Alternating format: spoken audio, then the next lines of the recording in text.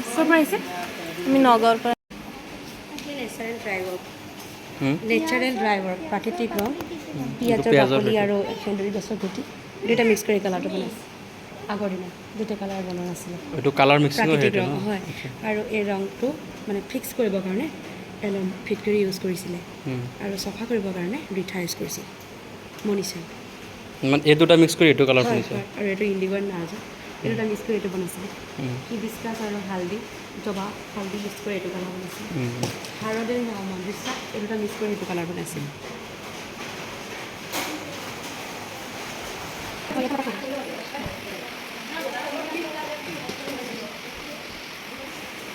এয়া হৈছে আমাৰ অসমৰ জাতীয় সংগ্ৰহালয়। সেইটো মানে পুৰণি দিনৰ সকলোবিলাক সা সামগ্ৰী ইয়াত মানে ৰাখি সংৰক্ষণ কৰিবৰ কাৰণে ব্যৱস্থা কৰা হৈছে। অসমত যিহেতু ৯৭টা জাতি জনগোষ্ঠী আছে আৰু এটা হৈছে ডিমাচা কছাৰী। এইখন ডিমাচা কছাৰীসকলৰ পুৰণি দৰজা আৰু এই কাৰ্বিসকলৰ কাৰ্বিসকলৰ প্ৰতীক জানিব আছে। ভাল তলৱাৰ আৰু এইখনৰ মৎস্য পাত্ৰ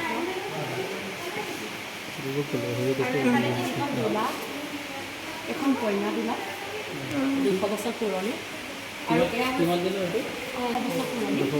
হয় আৰু এয়া আগৰ দিনত গহনা পাতি ৰাখিবৰ কাৰণে ভৰাবৰ কাৰণে ব্যৱহাৰ কৰিছিলে।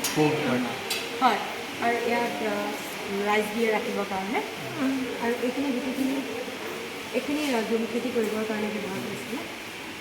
ইয়াৰ বুলি কয় ইয়াৰ কেঁকুৰা দিলে আহোম ৰাজবংশৰ কেঁকুৰা দিলে আৰু এই দোলাখনতে অতি ৰজা মহাৰজা বিভিন্ন স্থলত ফুৰিবলৈ গৈছিলে বা তেওঁলোকৰ ৰাজকাৰীবলৈ ৰাজপ্ৰসাদলৈ কোনো ব্যক্তি আহিলে তেখেতলোকে এই দোলাতে আদৰণি জনাইছিল।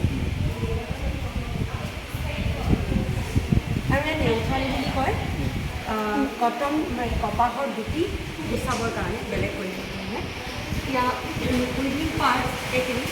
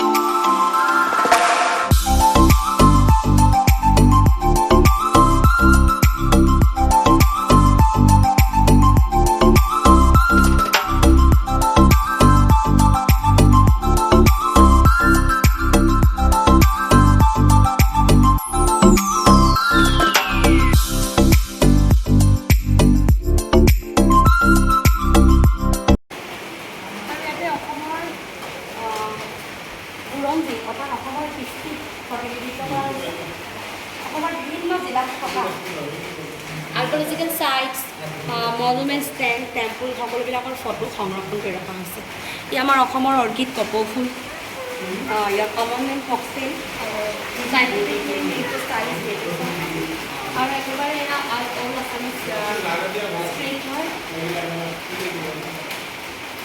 আৰু ইয়াৰ বাৰ্ডনেছ মেল বাৰ্ডনেছ ফিমেল বাৰ্ডনেছ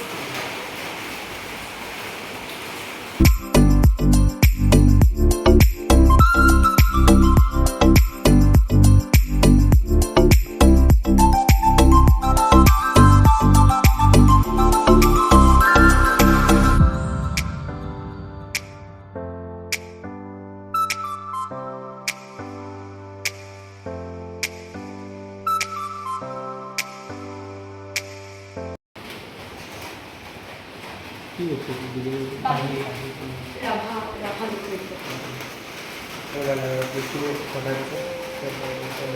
হয় মানে তেওঁলোকৰ কোনো ব্যক্তি মৃত্যু হ'লে এই বাঁহীটো বজায় কাৰণ এই বাঁহীটোৰ পৰা এটা কৰুণ সুৰ ওলায়